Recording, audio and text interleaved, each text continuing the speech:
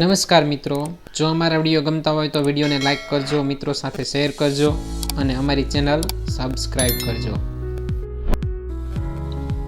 Best activities to do in summer vacation એટલે કે વેકેશનમાં કરવા જેવી પ્રવૃત્તિઓ. ધોરણ 10 અને 12ના વિદ્યાર્થીઓ અત્યારે વેકેશન માણી રહ્યા છે, પણ ઘણા વિદ્યાર્થીઓને એ પ્રશ્ન થતો હોય છે કે વેકેશનમાં કરવું શું, કંટાળો આવે છે, ક્યાંય મજા નથી આવતી. તો આજે હું તમને વાત કરીશ કે વેકેશનમાં એવી કઈ પ્રવૃત્તિઓ કરવી જોઈએ જેથી તમને મજા પણ આવે, આનંદ પણ આવે અને એનો ફાયદો પણ તમને થાય. પહેલી એક્ટિવિટી તો કે વહેલા ઉઠવું અને કસરત કરવી. મોર્નિંગ વોકમાં જવું જોઈએ, સાયકલિંગ કરવું જોઈએ, સાયકલ ચલાવવી જોઈએ. યોગ અને પ્રાણાયામ કરવા ગમતા હોય તો એ પણ કરી શકાય. સૂર્ય નમસ્કાર કરી શકાય, હળવી કસરતો કરી શકાય. ધોરણ 10 અને 12 બોર્ડનું વર્ષ હતું, એટલે વર્ષ દરમિયાન તમે તણાવમાં રહ્યા હોય તો તમારો ખોરાક ઘટી ગયો હોય, વજન ઘટી ગયું હોય તો વજન વધારવા માટે કસરત કરી શકાય. અને જો વજન વધી ગયું હોય, ટેન્શનના કારણે તમારું શરીર જે છે એનું વજન વધી ગયું હોય અથવા હરવા ફરવાનું અને કસરત બંધ થઈ ગયું હોય તો શરીર મેદસ્વી બની ગયું હોય તો વજન ઘટાડવાની કસરત કરી શકાય. ટૂંકમાં તમારે સવારે 30 મિનિટથી 1 કલાક સુધી જે છે એ મોર્નિંગ વોક, સાયકલિંગ અને કસરતો કરવી જોઈએ, જેનાથી તમારી શરીરમાં જે છે એ રોગપ્રતિકારક શક્તિ વધે, શરીર તંદુરસ્ત બને, માનસિક તણાવ ઘટે અને મન પ્રફુલ્લિત બની જાય, તાજગીનો અનુભવ થશે. તો આ પહેલી પ્રવૃત્તિ થઈ. બીજી પ્રવૃત્તિ તો કે વાંચન. હવે શું વાંચવું? કારણ કે આખું વર્ષ તો વાંચીએ જ છીએ, પણ હવે તમારે એક્સ્ટ્રા વાંચવાનું છે, અભ્યાસનું નહીં. તો કે ન્યૂઝપેપર વાંચો, વાર્તાઓ વાંચવી જોઈએ, પ્રેરણાદાયી પ્રસંગોના પુસ્તકો વાંચો, મોટિવેશન સ્પીચ સાંભળો, સત્ય ઘટનાઓના પુસ્તકો વાંચો. આજકાલ તો મોબાઈલમાં પણ સરસ પુસ્તકો જે છે, સરસ પ્રસંગો જે છે એ પણ મળી રહે છે. તો એવી સત્ય ઘટનાઓ વાંચો. અસાધારણ વ્યક્તિઓ હોય અને સફળ થયા હોય તો એવા સફળ વ્યક્તિઓના જીવન ચરિત્ર વાંચો, મહાપુરુષોના જીવન ચરિત્ર વાંચો. ભગવદ્ ગીતા, રામાયણ, મહાભારતના પુસ્તકોનું વાંચન કરો. અને આ બધું જે છે એ માત્ર 1 કલાક જ કરવાનું છે, એવું નથી આખો દિવસ તમારે વાંચ્યા જ કરવાનું. સવારે 1 કલાક કસરત કર્યા પછી નાસ્તો પાણી પતાવી ફ્રેશ થઈ, નાહી ધોઈ અને તાજા હોય ત્યારે જ 7 થી 8 સવારના સમયમાં 1 કલાક તમારે તમને ગમતી વસ્તુ જે છે એ વાંચવાની છે. તો તેનાથી શું થશે? આ વાંચન જે છે એ તમને અભ્યાસમાં કઈ રીતે ઉપયોગી થાય? તો એનો ફાયદો એ છે કે તમને પ્રેરણા મળે, ભણવા માટે, જીવનમાં આગળ વધવા માટે પ્રેરણા મળશે. કોઈ સમસ્યાઓનું સમાધાન મળી જાય. રામાયણ અને મહાભારત અને ભગવદ્ ગીતા જે છે એ વ્યક્તિઓને કોઈ પણ સમસ્યાનું સમાધાન આપવા માટે જાણીતા પુસ્તકો છે. વિચાર શક્તિનો વિકાસ થશે, તમારું જ્ઞાન વધશે, સમજણ શક્તિ અને સહન શક્તિનો વિકાસ થશે. હતાશા અને નિરાશા હશે જીવનમાં તો એ પણ દૂર થશે. ધર્મ પ્રત્યે આસ્થા વધશે. તો આ વાંચન જે તમે કરશો એનો ફાયદો થયો. ત્રીજી પ્રવૃત્તિ તો કે હેલ્થી ફૂડ ખાઓ. હવે હેલ્થી ફૂડ એટલે શું? તો કે બહારના નાસ્તા અને એ બધું તમે વારંવાર કરતા હો છો, પણ વેકેશન દરમિયાન આ બહારનું ખાવાનું બંધ કરી દો. ફ્રૂટ્સ, કાચા સલાડ, લીલા શાકભાજી, જ્યુસ, બાફેલા કઠોળ, સૂકા મેવા, આવો કુદરતી અને સાત્વિક આહાર લો, જેથી કરીને તમારું શરીર જે છે એ હષ્ટપુષ્ટ થાય, એની રોગ પ્રતિકારક શક્તિ વધે, તંદુરસ્તી વધે. અને કહેવાય છે ને કે જો શરીર તંદુરસ્ત હશે તો મન તંદુરસ્ત રહેશે, અને શરીર અને મન તંદુરસ્ત હશે તો તમે આગળનો અભ્યાસ પણ સારી રીતે કરી શકશો. પોષક તત્વોની ઉણપ હોય તો એ પણ દૂર થશે આવો હેલ્થી ખોરાક ખાશો તો. ચોથી પ્રવૃત્તિ તો કે મિત્રો અને સગા સંબંધીઓ સાથે વાત કરવી અથવા મળવું અથવા એની સાથે સમય વિતાવવો. સંબંધ મજબૂત બનાવવા માટે જે છે એ વાતચીત બહુ જરૂરી છે. આજના સમયમાં કોઈની પાસે એટલો બધો સમય નથી હોતો કે એની સાથે વધારે સમય કાઢી શકાય, પણ એટલો તો સમય વેકેશનમાં તો મળે જ કે આપણે ફોનથી વાત કરીએ, મન હળવું થાય. કોઈ મતભેદ થયો હોય, મનમિટાવ થયો હોય તો એ દૂર થાય, તમારો સંબંધ મજબૂત બનશે. વાતચીત કરશો તો, વાત કરશો તો કોઈ પણ સમસ્યા હશે એ દૂર થશે.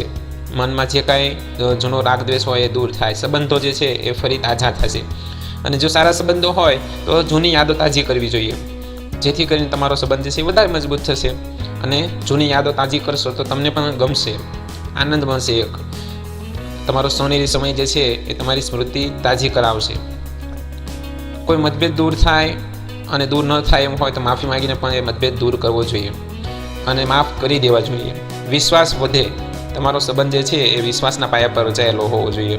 એટલે મિત્ર અને સગા સંબંધીઓનો જે સંબંધો જે છે એ સુધારવા જોઈએ. વેકેશન એના માટે બેસ્ટ સમય છે, કારણ કે ભણતા હોય ત્યારે એવો સમય નથી મળતો, પણ વેકેશનમાં તો સગા સંબંધી અને મિત્રનો સંબંધ જે છે એ સારો બનાવવો જોઈએ. કારણ કે એનાથી ફાયદો શું થશે તો કે સુખ દુઃખમાં મદદરૂપ થશે. મિત્રો અને સગા સંબંધીઓ જે છે એ જો તમે સારો સંબંધ નિભાવ્યો હશે, સંબંધમાં વિશ્વાસ હશે, તો ગમે તેવી મુશ્કેલીમાં એ કામ આવશે. અને મનોવૈજ્ઞાનિકો પણ કહે છે કે જેટલા સંબંધો તમે લોકો સાથે સારા નિભાવશો એટલું જ તમારું આયુષ્ય વધશે, એટલું જ તમારું માનસિક સ્વાસ્થ્ય સુધરશે અને એટલો જ તમે જે છે જીવનમાં આનંદ મેળવી શકશો. એકાંત જે છે એ માણસને કોરી ખાય છે, એટલે જેટલા વધારે સારા સંબંધો હશે એટલું જ તમારું સુખી જીવન હશે. પછીની પ્રવૃત્તિ તો કે અભ્યાસ ને રસની પ્રવૃત્તિ કહેવો. હવે તો એમ થયું કે વેકેશનમાં થોડો અભ્યાસ કરવાનો હોય, પણ અભ્યાસ માટે એટલે કંઈ રેગ્યુલર જેમ ભણતા હોય એમ નથી ભણવાનું. તો નવી વસ્તુ શીખવાની છે, અભ્યાસમાં ઉપયોગી થાય એવી નવી વસ્તુ. દાખલા તરીકે કે સારા અક્ષરોની પ્રેક્ટિસ કરો. તમારી હેન્ડ રાઇટિંગ બરાબર ન હોય તો વેકેશન અક્ષરો સુધારવાનો શ્રેષ્ઠ સમય છે. પછી તમને ગમતી કોઈ પ્રવૃત્તિ કરો. રસની પ્રવૃત્તિ એટલે કે જેમાં તમને રસ હોય. દાખલા તરીકે તમને ગાવામાં રસ હોય તો ગાયનના ક્લાસમાં જોડાઓ, અથવા ઘેર બેઠા પણ પ્રેક્ટિસ કરી શકાય.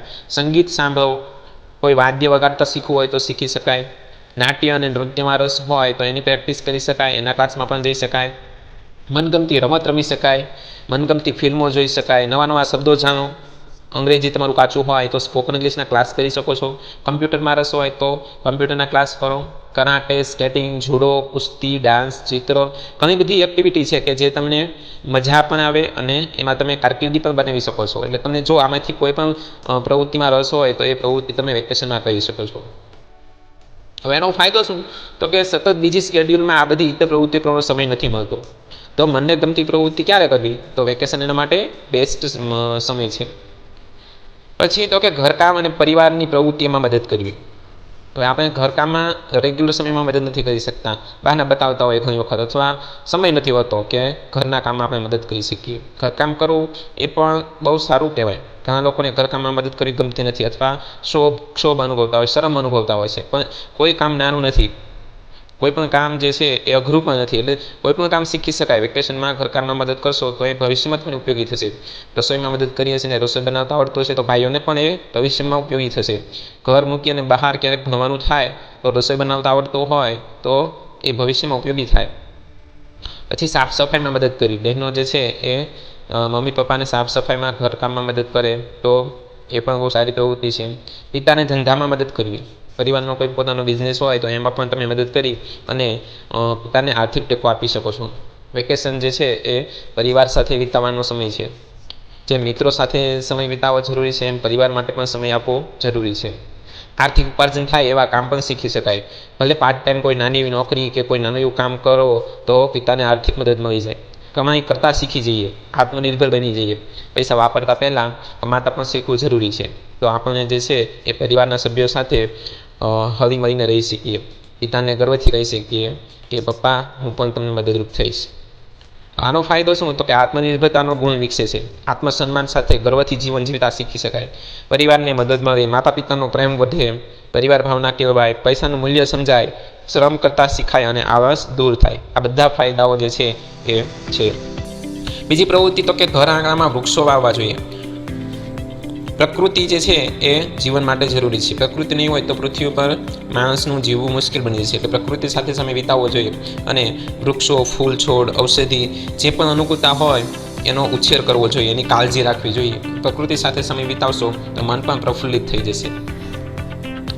અને છેલ્લે તો કે ભવિષ્યમાં આવનારા અભ્યાસની તૈયારી કરવી જોઈએ. દાખલા તરીકે કોઈ સ્પર્ધાત્મક પરીક્ષાની તૈયારી કરતા હોય તો સામાન્ય જ્ઞાનના પુસ્તકો વાંચવા જોઈએ. સાયન્સમાં ભણતા હોય અને આગળ સાયન્સમાં જ અભ્યાસ કરવાનો હોય તો સાયન્સના પુસ્તકો વાંચવા જોઈએ. રિઝનિંગ, મેથ્સની તૈયારી પણ કરવી જોઈએ. બહારની પરીક્ષાઓમાં રિઝનિંગ અને મેથ્સ પણ આવતું હોય છે. તો આ બધી પ્રવૃત્તિઓ જે છે એ વેકેશન દરમિયાન તમે કરી શકો છો, જેનાથી તમને ફાયદો પણ થશે અને સમય જે છે એ સરળતાથી પસાર થઈ જશે. તમને કંટાળો નહીં આવે.